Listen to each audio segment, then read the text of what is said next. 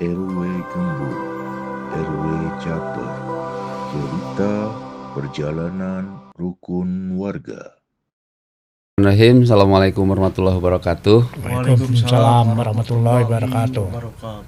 Sahabat podcast RW Caper, cerita perjalanan rukun warga. Selamat ketemu lagi, selamat bersua lagi, selamat berjumpa lagi dengan kami dari tim podcast RW Caper. Alhamdulillah pada kesempatan ini kita bisa mulai mengudara lagi. Ini di tanggal muda ya Pak ya? Ya. Tanggal berapa? Tanggal 2 sekarang? Tanggal 2. Ya, kita September ceria sebenarnya. kita September kelabu bukan? Bukan, tapi berbalik jadi September kelabu. Kita mengawali lagi di bulan September ini ya September ceria lah Ustaz lah ya, jangan kelabu. Kalau kelabu nanti hatinya jadi kelabu Ustaz. Ya, itu. Nah, adapun pada obrolan santai hari ini, pada kesempatan ini kita tidak akan terlalu jauh membahas tentang hal-hal yang berbau politis ataupun tidak seperti itu. Coba kita akan kehidupan sosial sehari-hari lah saja, Pak Haji ya. Ya, siap. Bagaimana? Nah, intinya mungkin sekarang kita ambil tema lah, mensikapi kondisi perkembangan negara kita sekarang. Oke. Yang mana mungkin bagi saya pribadi nih rasanya kesana kesini takut ya. Takut dengan kejahatan, takut dengan itu, dan inilah banyak faktor, dan yang selebihnya adalah yaitu terjadi dengan kondisi negara seperti ini tuh seolah kita tuh dari sistem ekonomi ini terutama ya. Betul. Hampir ya down juga lah ya. Iya. Nah itu sahabat podcast kalian, kita di sini akan coba kupas, kita bahas bagaimana agar negara kita tuh menjadi negara yang kalau kata Ustadz mah baldatun toibatun warubun gofur ya, aman, tentram, sejahtera gitulah ya, seperti itu. Nah mudah-mudahan dengan hadirnya dua narasumber ini kita memberikan pencerahan terutama khususnya nih warga Kota Bandung, Pak Haji ya. Oke, siap. Bisa aman, tentram, perekonomian berjalan, dan semua segmen sosial ekonomi kita berjalan dengan baik. Amin. Nah untuk itu marilah kita coba kita bahas ya dari perspektif kenegaraan, dari perspektif agama, bagaimana kita mensikapi kondisi yang terjadi saat ini. Karena ya alhamdulillah kemarin kita sudah coba atas himbauan dan anjuran Bapak Wali Kota Bandung, Pak Farhan, untuk melaksanakan doa bersama. Alhamdulillah khususnya acara ini kemarin sudah dilaksanakan, dan mudah-mudahan doa itu dijabah oleh Allah Subhanahu wa taala ya. Amin. Dan keduanya malamnya kita coba langsung untuk cobalah konsinyir ya, patroli sedang wilayah untuk mengontrol wilayah supaya masyarakat merasa tenang. Nah sekarang mungkin silakan Pak Haji dari perspektif hukum negara nih lah, kondisi negara, nanti agamanya yang kedua nanti ya mau memuluskannya. Silakan Pak Haji untuk dibahas. Oke.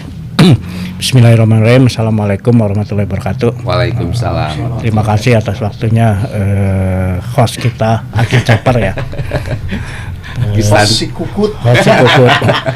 Aki Caper yang setia selalu mengudarakan RW Caper ini, dan juga teman kami, sahabat kami Pak Ustadz Yustono yang selama ini banyak membantu daerah kami, banyak berkontribusi baik ke daerah maupun ke RW Caper ini sendiri. Ya mungkin kalau kita menyikapi situasi ini ya memang mungkin dari awal pertengahan Agustus itu memang sudah mulai banyak isu-isu.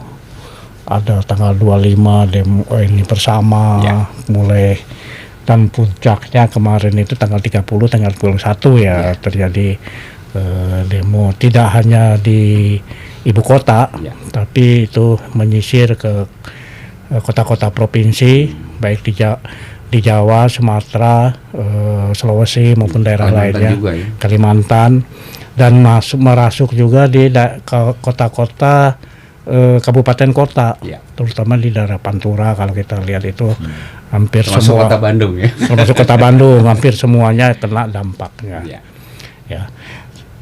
Kami sebagai penerus daripada kepemerintahan ya. Ini kita lihat dari RW-nya, dari forum RW-nya, kita sangat menginginkan negara ini memang negara yang damai, tentram, dan bisa melakukan aktivitas secara umum. Sejahtera lah ya. Sejahtera. Apalagi dengan kegiatan ini pemerintah maupun Kota Bandung mengambil kebijakan meminimalis kegiatan di luar rumah ya. Kita dengan anak-anak sekolah jadi offline, ini kita bekerja di rumah lah, seperti hampir daring seperti kita WFH, waktu COVID WFH. Ya itu kita dukung juga. Tapi secara berkegiatan di masyarakat tetap berjalan dengan aman. Normal. Kami dari RW yang ada maupun masyarakat yang ada, RT yang ada, sangat mendukung apa yang diinstruksikan dari pusat, kota maupun dari lurah, camat ya. Kita masing-masing menjaga lingkungannya lah. Betul, betul. Sesuatu yang kita mencurigakan ya cepat kita lapor. Ya. Kalaupun ada di daerah kita, di sini ada yang mencurigakan, ada yang orang yang mengajak kita untuk melakukan hal-hal yang tidak diinginkan, ya kalau kita bertindak sendiri takut kita tidak mampu ya. Tapi yang paling penting sekarang laporan penting. Lapor ke RT, RT lapor ke RW, RW lapor ke lurah, atau bisa langsung kita lapor ke aparat kalau yang kenal langsung, nggak apa-apa. Ini untuk kita jangan berpikir, wah ini yang saya laporkan benar atau salah. Nah, yang penting kalau kita curiga lapor. Nanti yang menilai benar atau salah ya yang aparat keamanan. Daripada kita tidak lapor, tahu-tahu kejadian. Nah, bahaya itu. Malah bahaya. Itu yang bikin bahaya. Jadi kami dari forum RW atau dari RW Caper menghimbau kepada rekan-rekan RW, rekan-rekan RT bahwa kita lah yang paling tahu, bukan paling tahu, ujung tombak yang lihat daerah kita. Kalau memang ada yang dicurigakan, ada hal-hal yang orang asing yang masuk ke daerah kita, curigakan boleh, tapi nuduh jangan. Kan? Tanpa bukti. Nah, kita lapor aja, lapor ini dengan catatan ini kecurigaan saya kok ada orang yang gini. Nah, itu juga laporan itu sangat berarti bagi aparat. Ya mungkin itu sementara nanti kita diskusi aja ya. Jadi saya menghimbau para rekan-rekan RT dan RW dengan situasi yang sekarang udah mulai membaik nih kalau kita banding. Kita lihat mungkin tensinya mulai menurun ya. Pagi kita bebas jalan kemana-mana aja aman. Karena memang aparat tentara polisi bahu-membahu menjaga keamanan. Jadi kita jangan khawatir lah. Sebagai warga jangan khawatir, kita percayakan keamanan negara kita sama pemerintah. Itu aja. Oke Pak Jina, alhamdulillah beliau adalah ketua forum RW Kelurahan Cisanten Endah. Ini memberikan wejangan atau informasi ya. Mari kita jaga lingkungan kita dengan baik gitu ya. Karena RT RW itu kan ujung tombak nih, yang paling tahu lingkungan, sehingga setiap gerak-gerik masyarakat yang mencurigakan terutama yaitu segera kita tangani, jangan sampai terjadi hal-hal yang tidak diinginkan. Oke, siap, nanti kita sambung lagi. Nah sekarang Pak Ustadz, beliau kan sebagai tokoh agama juga ya, tokoh masyarakat lagi nih. Nah dalam hal ini tadi sudah disampaikan oleh Pak Ketua Forum RW bahwa secara kenegaraan tadi sudah diceritakan ya panjang lebar. Nah sekarang dari sisi perspektif agama nih gimana nih? Karena begini Ustadz, dialog itu kan tidak mesti harus anarkis, tidak mesti harus ricuh, apalagi bakar-bakaran gitu. Nah ini dari pandangan sudut pandang dari agama tuh bagaimana Ustadz? Assalamualaikum warahmatullahi wabarakatuh. Terima kasih. buat host sudah tidak asing lagi bagi kita ya. Host Kukut. Host Kukut. Ki Wawan yang terkenal, terima kasih Ki Wawan. Sebenarnya agama itu hadir itu untuk memberikan suatu kenyamanan juga, kenyamanan bagi warga masyarakat. Akhir-akhir ini sering terjadi hal-hal yang boleh dikatakan tidak dipikirkan dahulu, tapi langsung tindakan. Itu ya. Iya. Padahal sebagai seorang yang beriman itu ya, ada satu ungkapan ini masih mungkin ini masih ada apa istilahnya itu perselisihan di kalangan para ulama. Ya. Anadofatu minal iman. Ya. Cinta tanah air itu sebagian daripada iman. Keimanan. Itu kita sebagai seorang muslim untuk menanggapi hal-hal yang update sekarang ini, itu Quran sudah mengisyaratkan ketika ada berita itu tidak harus langsung dicerna dan langsung melakukan sesuatu hal sebenarnya mah, tetapi harus tabayun. Artinya ketika ada berita itu kita harus tabayun. Artinya diperiksa dulu berita Selidiki itu, dulu ya, diselidiki kebenarannya dulu. gitu. Nah, kebenarannya.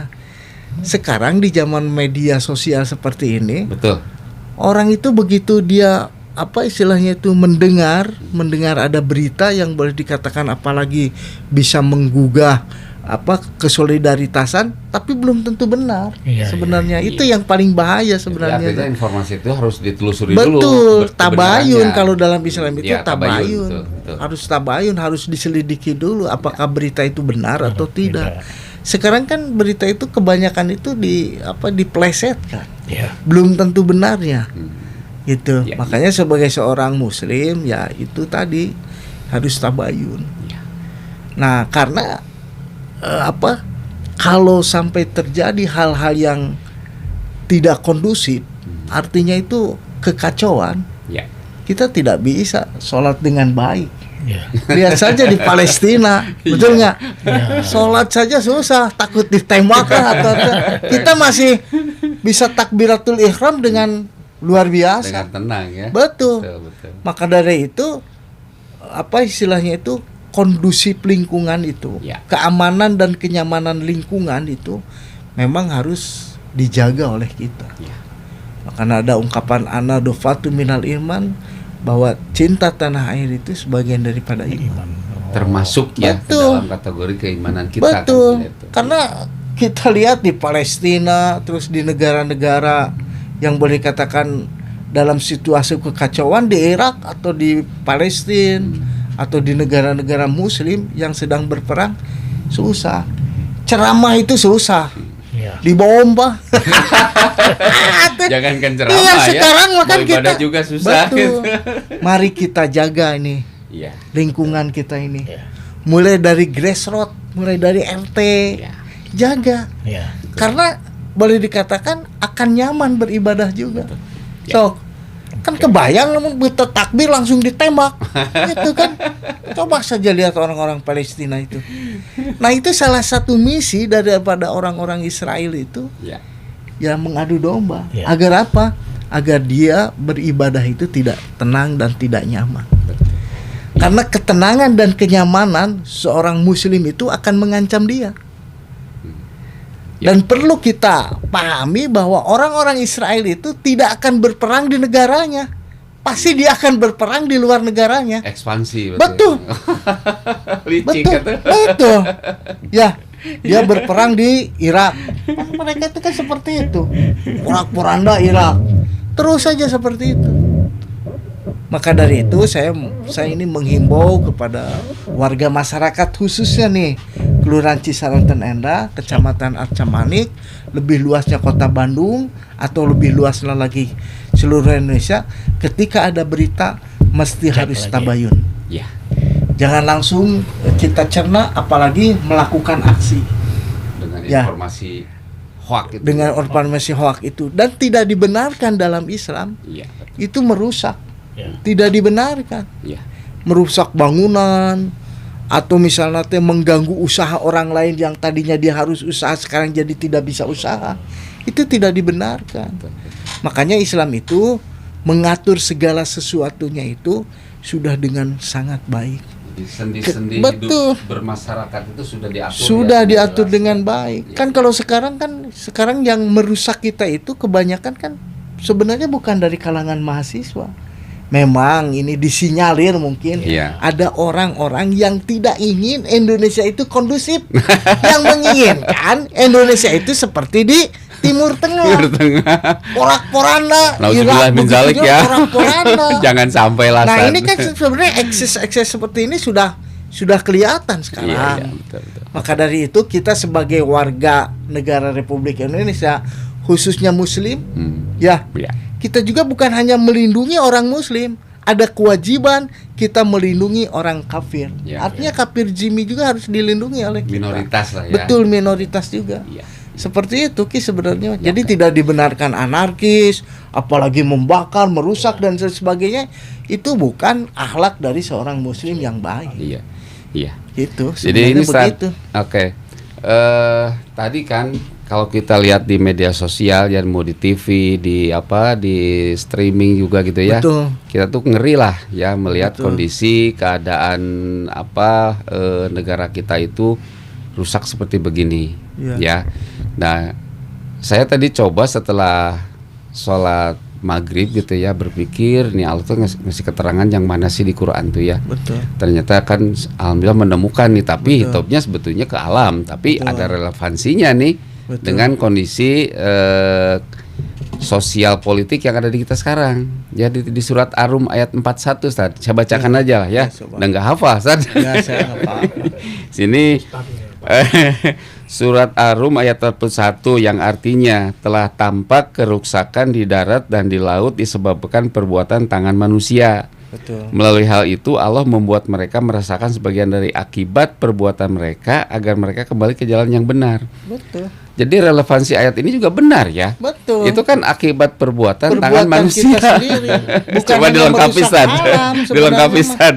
Ketika tatanan kehidupan berbangsa dan bernegara dirusak, itu akan ada akibatnya bagi kita. Ada ekses ya. Ada eksesnya. Apalagi alam, bisa bencana dan lain sebagainya. Ini tatanan kita yang sudah baik. Ya. Itu harus dijaga. Tatanan itu. Ya. Itu sangat susah menjaga tatanan itu. Kalau semua orang menginginkan jadi pemimpin, siapa rakyatnya?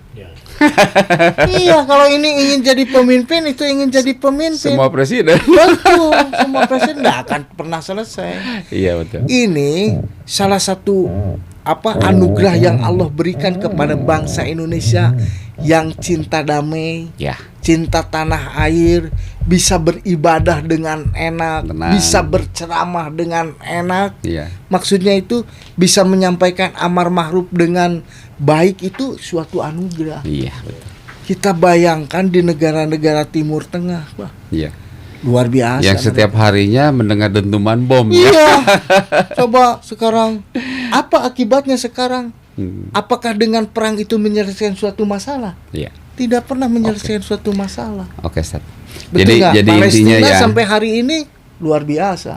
Kelaparan di mana-mana. Ya artinya berarti kan ya kita sebagai Muslim terutama ya, karena Indonesia itu mayoritas Muslim. Tapi artinya bukan kita mengabaikan yang non Muslim. Kita sebagai warga negara perlu juga bertanggung jawab terhadap tanah airnya. Kalau bukan kita yang membangun, mau siapa lagi? Itu ya. Nah ini memang kalau Pak Ketua Forum RW mungkin lebih paham lagi ya dengan sebuah demokrasi ya Pak ya. Nah, karena gini, kalau yang saya pelajari ya dalam sebuah demokrasi itu, pokoknya kita seorang pemimpin nih, ya rivalitas sih harus ada, ya kan? Rivalitas tuh harus ada. Contohnya pemilihan RW aja lah yang mudah lah, paling mudah. Ya kan? Yang paling bawah lah. Pemilihan RT, pemilihan RW kan rivalitas memang harus ada. Betul. Tapi jangan dijadikan rivalitas itu jadi sebuah permusuhan. Betul. Karena begini, kalau menurut saya nih Pak Ketua ya, Pak Ji, jadi RW itu ada periodenya. Iya kan? Ada masanya. Ada masanya. Sekarang dengan perwa yang baru kita 5 tahun. Betul. Nah setelah 5 tahun kan jadi masyarakat lagi. Betul. Apakah kita harus bermusuhan dengan masyarakat? Kan tidak demikian ya. Nah makanya kita sendiri pun jangan alergi dengan kondisi seperti ini. Artinya kan di masyarakat itu ada 3 kalau menurut saya nih, Pak Haji, Pak Ustadz ya. 1 warga yang pro, 2 warga yang kontra, 3 warga yang acuh. Iya kan? Peduli. Ya acuh lah, nggak peduli, bodo amat gitu kan. Nah kalau yang pro dengan yang acuh mungkin kita bisa aman. Betul. Nah, tapi yang dengan yang kontra, jangan sampai kita terjadi hal-hal yang tidak diinginkan kan seperti itu kan. Nah ini yang pemahaman saya itu Pak Ketua. Nah untuk jelasnya lagi nih, tolonglah dipaparkan lagi nih Pak Ketua Forum RW, karena tadi salah satunya nih langkah wali kota sudah disampaikan kan. Satunya anak-anak sekolah daring tadi ya, yang PJJ seperti itu, langkah-langkah preventif dari seorang wali kota agar anak-anak itu aman, karena di usia-usia itu terutama SMA rentan sekali ya. Nah seperti itu, makanya silakan Pak Ketua nih kita ngobrol santai aja lah ya, yang penting sasaran kita nyampe ke warga masyarakat bagaimana Bandung kondusif. Jadi kalau lihat situasi kita itu kan memang sedikit agak sulit ya. Kalau kita perang itu kita nggak tahu siapa musuh kita. Beda kalau tadi itu dilihat itu sama si Israel gitu. Kelihatan musuhnya, seragamnya beda. Betul. Kalau dengan situasi kita yang sekarang ini, siapa teman siapa musuh nggak kelihatan. Kadang-kadang mereka ada di barisan kita tapi hatinya beda. Betul. Nah, dia yang disebut provokator. Provokator ya.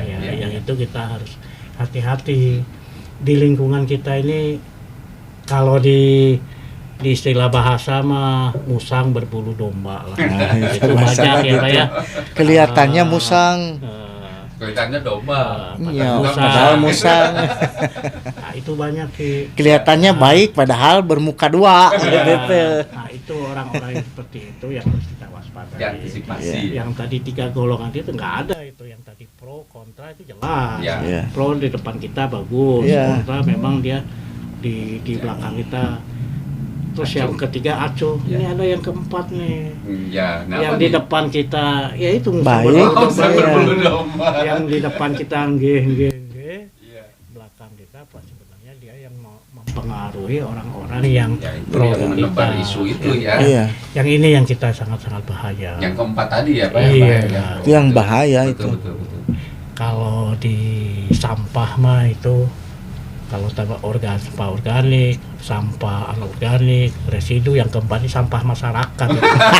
Musang berbulu domba itu Ki. Iya, sampah masyarakat. Yang ini yang bahaya. Yang nomor 4 tuh biasanya Pak Ketua, orang tuh dia itu tidak senang melihat orang senang gitu ya. Betul. Nah, ini susah. Nah, itulah yang RT, RW atau ini yang harus jeli terhadap orang-orang seperti itu. Iya. Jadi kita nggak tahu musuh kita siapa. Ya, orang itu selalu ada di lingkungan terkecil, lingkungan besar maupun lingkungan selalu ada.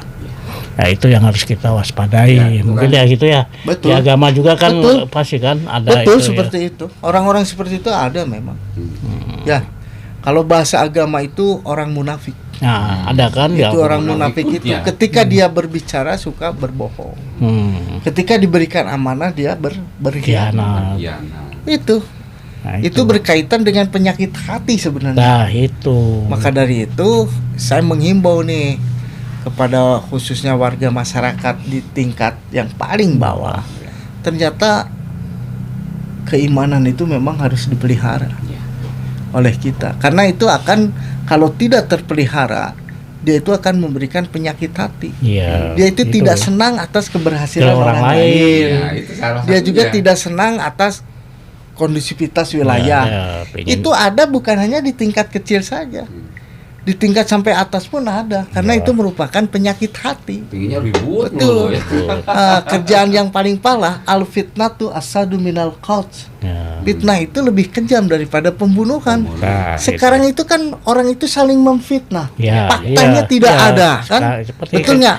Makanya kata Rasul itu lebih kejam daripada pembunuhan. Terutama bisa bukan saja secara pembunuhan fisik, tapi pembunuhan karakter. Itu sangat sulit. Kalau pembunuhan karakter itu sangat sulit. Susah bangkitnya lagi. Susah. Makanya sekarang itu orang itu kejahatannya itu berpindah. Sebenarnya tuh dari yang biasanya dia berbicara ke orang lain perorangan. Jadi dari bicara ke perorangan sekarang dia lebih mudah lagi. Dia menggunakan media massa. Gitu. Nah, saat ini itu yang lebih bahaya itu. Diskusi aja nih sekarang. Kalau dulu kan ya waktu kita kecil kan nggak pernah ada yang kayak ginian saja. Betul. Kalau sekarang kan tuh udah udah mendunia lah. Sehingga informasi itu kan cepat sekali. Karena tadi yang disampaikan oleh Pak Ketua, oleh Pak Ustadz juga sama. Cerna dulu, jangan langsung ditelan. Pelajari dulu. Bener enggak nih harus tabayun tadi ya? Paduan orang Islam itu ketika ada berita itu jangan langsung dipercaya. Karena harus akses dari medsos itu sendiri kan bahayanya luar biasa. Luar biasa. Bahkan saya sendiri sering ngecek gitu ya. Oh, ini medsos tahun lalu, kenapa di-upload sekarang? Ini kan jadi lebih panas lagi kan seperti itu. Maka itu harus lebih bijaksana mungkin dalam kita menggunakan medsos mempergunakan dan lain sebagainya. Jangan sembarangan. Karena surga nerakanya sekarang sudah di sini. Ini lebih bahaya ini. Kalau dulu membunuh hanya satu orang, sekarang bisa membunuh sampai ratusan dan ribuan orang dengan kata-kata kita.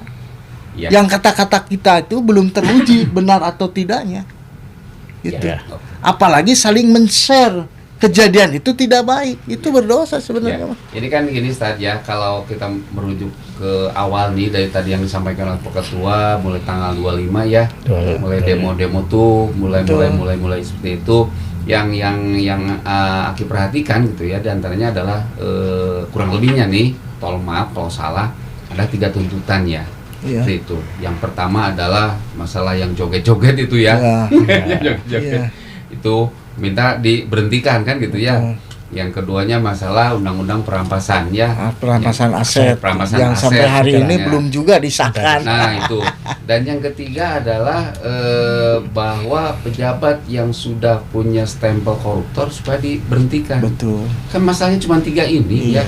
Yang satu kan udah diberhentikan kemarin. Betul. Kan kita baca di medsos. Nah, respek pemerintah bagaimana nih? Saya nggak ngerti juga nih, ada kenapa sampai katakan kok susah banget sih seperti ini gitu. Sebenarnya kalau dalam Islam itu ketika memimpin menunjuk seorang pemimpin kayak di RW dia itu sudah teruji nih. Ini seperti Pak Ketua Forum RW nih di RW 2. Dia sebagai tokoh masyarakat. Kapabilitasnya.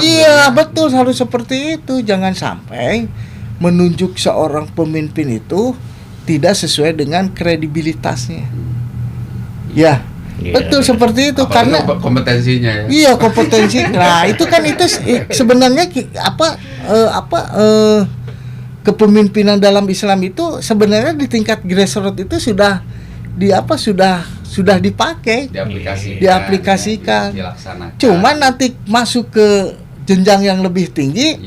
Kumaha duit bener. Itu masalah itu. Aya duit bisa jadi, aya duit tidak jadi. Nah, makanya ketika kepemimpinan dipegang oleh yang bukan ahlinya, maka tunggulah kerusakan.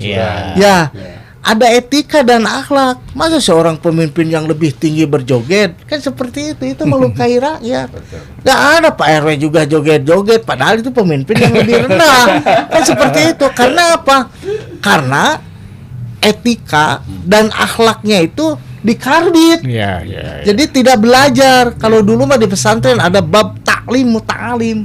Artinya itu dia itu harus hormat pada guru, harus tidak ada sampai adab dan etikanya. Sekarang itu kan orang itu ada beralasan itu spontanitas saja ketika ada musik berjoget. Kan seperti itu. Seharusnya itu yang tergetar itu ketika panggilan Allah itu datang, mereka itu harus bergetar. Sobat di surat Al-Mu'minun. Betul nggak? Iya, kalau ini mah dia itu akan akan hatinya itu tergetar ketika ada musik. Ya kan sudah jelas tadi ya, untuk syarat seorang pemimpin kalau di Islam itu kan ada 4 ya. Betul. Sidik, tablik, amanah, patonah. Betul. Itu kan kalau dijabarkan, itu sangat luar biasa ya. Kalau dijabarkan, kalau dibahas sekarang udah lama. Ya, jadi jangan sampai ukurannya itu seorang public figure yang akan memimpin kita itu diukur dengan kepopularitasan. Karena uang. Itu tunggu saja kehancurannya. Tapi tadi ada yang lucu Ustaz nih. Ada pemimpin karbitan, itu maksudnya gimana Ustaz? Ya, pemimpin karbitan tuh yang belum masanya untuk dia itu seorang pemimpin. Tapi dia itu didukung dengan kekuasaan yang pada waktu itu memang mumpuni dan punya uang. Itu yang bahaya itu sebenarnya. Betul. Jadi kan gini Ustaz ya, kan kalau bicara perkarbitan nih ya, kenapa jadi karbit nih? Masalahnya gini Ustaz, kan di kampung nih, ya kita suka panen pisang nih. Betul. Ya masih agak hijau tapi udah agak tua. Pengen cepat mateng, dikarbit. Nah itu. Ya. Tak itu rasanya beda, Ustaz. Beda, tidak kurang antara matang di pohon dengan matang di karbit itu beda. Rasanya beda. Kepemimpinan pun seperti itu. Oh iya, pasti. Kalau dia itu misalnya itu matangnya itu pohon, lewat proses. Lewat proses dia sekolah, dia juga berpengalaman aktif komunikasi di berbagai organisasi dan lain sebagainya, dia akan merasakan. Tapi kalau karbitan tiba-tiba DPR, apa yang dikerjakannya pun ya bingung. Bingung apa yang dikerjakan, tidak ada. Yang inti nama dia berpikir bahwa hutang yang kemarin harus lunas ya gitu. Begitu ada anggaran untuk apa istilahnya itu untuk dia sendiri, untuk kepentingan dia sendiri, ya langsung dia berjoget. Tapi saya tidak apakah dia memang benar berjoget atas tunjangan atau tidak, ini kan harus diperiksa juga. Sebenarnya seperti itu. Oke, Ustaz, Pak Ketua, ini sebetulnya kita masih betah nih ya. masih pengen terus berdiskusi lah ya saat ini. Nah, mungkin di akhir ini saya ingin mendengarkan nih closing statement dari Pak Ketua Forum berkaitan dengan kondisi imbauan lah untuk warga Kota Bandung khususnya lagi kita wilayah kita Kecamatan nih, silakan untuk menyampaikan closing statement bagaimana agar kondusivitas di lingkungan kita, di kewilayahan kita tuh bisa terjaga. Bisa juga sama nanti closing statementnya apa? Enggak, silakan. Ya. Sebelum ditutup. Terima kasih. Jadi kalau dengan situasi yang sekarang ya, kita memang menyampaikan pendapat di depan umum itu dilindungi sama undang-undang. Dijamin undang-undang ya. Tapi kita tahu aturannya. Betul. Pada saat kita menyampaikan pendapat, kita tertib, korlapnya berapa, jumlahnya berapa, itu udah pasti. Pengalaman nih. Kalau kita sebagai yang menyampaikan supaya apa yang tujuan kita bisa diterima, berarti kan kita harus betul-betul bisa siapa yang kita bawa, supaya pasukannya. Nah, disitulah jelinya seorang untuk menyampaikan pendapat depan umum supaya kita tidak ditunggangi. Nah, itu yang paling penting, kita sah saja menyampaikan pendapat di depan umum, membawa massa. Tapi yakinkan massa yang kita bawa itu tidak ditunggangi oleh kelompok-kelompok tertentu yang mencoba memancing di air keruh. Ya, itu yang pertama. Terus yang kedua, lingkungan kita yang jaga. Kalau orang lain masuk ke sini ngerusak, kita yang rugi. Betul. Makanya itu kita sebagai warga kecilnya, warga Arca Manik, warga Jalan dan Enda, warga Kota Bandung, mari kita jaga kondusivitas Kota Bandung dengan melaporkan apapun sekecil apapun yang kira-kiranya akan terjadi, nah itu ke aparat, ke lurah atau ke tingkat yang lebih atas biar bisa mengantisipasi. Karena hampir semua kejadian ini bisa diantisipasi dari hal-hal yang kecil dulu. Ya mungkin itu aja saya harapkan dari aparat yang terendah sesuai dengan caper RW ini, dari tingkat RT RW betul-betul mendukung apapun yang diprogramkan oleh kota. Kita dukung untuk menjaga keamanan ketentraman Kota Bandung. Ya mungkin itu aja. Ya mungkin itu aja, Ki. Siap, Ustaz. Siap. Saya sebagai tokoh agama dan tokoh masyarakat ini menghimbau kebebasan menyampaikan pendapat juga di dalam Islam itu boleh. Kritik itu boleh. Kritik membangun. Dengan catatan kritik itu harus membangun. Bukan merusak.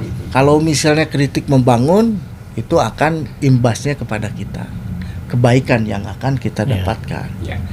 Nah, saya juga sebenarnya kurang setuju kalau menyampaikan pendapat membawa massa yang banyak. Karena dengan membawa massa yang banyak tidak akan terkontrol. Kita belajar daripada apa yang diajarkan oleh Rasulullah SAW, bahwa menyampaikan pendapat cukup dengan orang yang memang kompeten di bidang itu. Artinya tidak usah rame-rame menyampaikan pendapat seperti itu, tapi sampaikan pendapat itu melalui sebuah forum atau melalui sebuah musyawarah yang telah disepakati, baru kita sampaikan. Karena di kita sebenarnya itu yang jadi permasalahan itu, suara seorang profesor itu sama dengan suara tukang beca. Betul nggak? Profesor nyoblos presiden satu suaranya, tukang beca juga satu. Jadi jangan salah kaprah nanti. Ketika pemilihan tukang beca 10, profesor 2. Yang mimpin adalah tukang beca. Itu yang paling maksudnya bukan saya menghinakan profesi tukang beca, bukan merendahkan, tapi secara SDM mungkin apa istilahnya itu kurang mumpuni di bidang itu. Jadi kesalahan kepemimpinan itu bisa berakibat eksesnya itu kepada berbagai hal. Maka dari itu jaga kondusivitas itu wajib. Karena kalau menjaga lingkungan kita aman juga, ketenangan beribadah juga enak. Anugerah Allah ini sebenarnya yang harus kita jaga. Menyampaikan pendapat mas semua juga sama. Oke, itu saja sebenarnya. Ya, mungkin sebagai closing statement terakhir dari saya sebagai host ini, saya mendapatkan dari teman-teman media ya. Di sini #jaga Bandung. Ini untuk warga Kota Bandung khususnya ya. Semuanya nih. Jadi #jaga Kota Bandung yang pertama adalah menjaga ketertiban nih. Jangan terpancing provokasi, tetap tenang dan patuhi aturan. Itu nomor 1. Nomor 2, mengutamakan dialog. Ya, aspirasi lebih baik disampaikan lewat cara damai. Ya, dialog, diskusi seperti ginilah ya. Iya, betul. Yang ketiga, gotong royong nih, menjaga lingkungan dan peduli keamanan di sekitar tempat tinggal kita. Tadi sudah disampaikan oleh Pak Ketua Forum. Yang keempatnya, bijak di media sosial. Nah ini ya. Jadi jangan mudah sebarkan hoax yang bisa memicu kericuhan. Jadi tadi harus tabayun dulu. Dan yang terakhir, yang kelima adalah solidaritas antar warga, saling melindungi agar Bandung tetap aman, nyaman, dan kondusif. Betul. Itu closing statement dari saya nih, dari teman-teman media, menyampaikan bahwa kita berkewajiban untuk menjaga lingkungan kita, khususnya Kota Bandung. Nah, untuk itu mungkin karena waktu juga ini para narasumber nih kita masih betah sebenarnya ya, tapi karena kan waktu juga ya kita akhiri saja.